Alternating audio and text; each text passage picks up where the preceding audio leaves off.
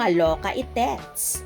Janine, tinanggihan ng pawis na aktres at ex ni Harry Styles.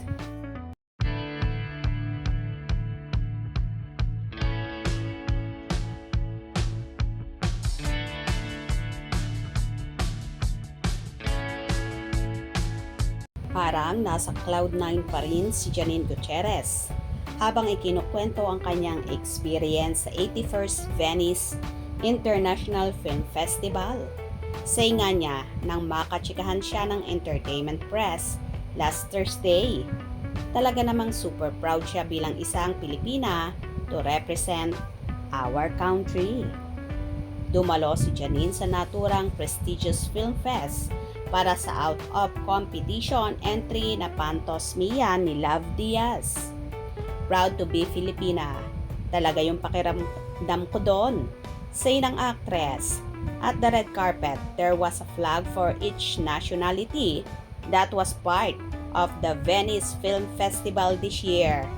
Nagpa-picture talaga ako kasi may flag tayo. Masaya pa niyang kwento. We were just a small delegation from the Philippines, but there, we were all treated as equals.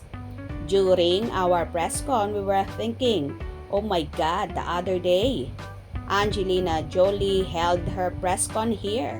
Nakakatuwa lang na everybody, there's loves films.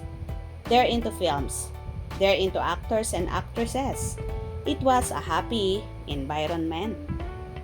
Pero ang isa sa memorable experience ni Janine sa festival ay ang makita ang ibang sikat na Hollywood stars tulad nina Julianne Moore and Taylor Rossells.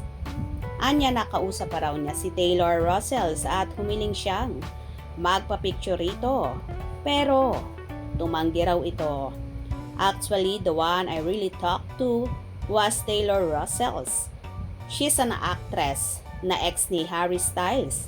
Both of them are my idols and I bumped into her in the lobby hotel. Chika niya. I tried to ask for a picture but she said no kasi pawis na pawis daw siya. Sobrang init kasi, natatawa pa niyang kwento. Ibinahagi rin ng actress ang nararamdaman niya nang bigyan ng standing ovation ng audience ang Pantos Mia. What a great thing to experience after the screening when everybody stands up and claps talaga. Nakakatawa nga si Direk Love because he's the type of person na okay na, halika na, you know, very humble. Pero ang sarap pala ng feeling, nakakaiyak yung feeling when they're clapping and standing and everyone's looking at you. It's super touching, pahayag ng actress. Ayon pa kay Janine, ito raw talaga ang pangarap niya noon pa, ang makadalo sa International Film Festival. That has always been my dream actually. Even now, I still get comments and of course, it makes me happy when people ask, why didn't you join a beauty pageant? Even now, I still get asked, but this is really my dream to attend a prestigious festival. It's what I've always wanted. Say ng actress. O diba, nakakaloka naman itong naging ex ni Harry Styles at talaga namang hindi napagbigyan si Janine at ang rason nga ay pawis na pawis ang naturang actress. Kung nagustuhan nyo ang video na ito, comment down below.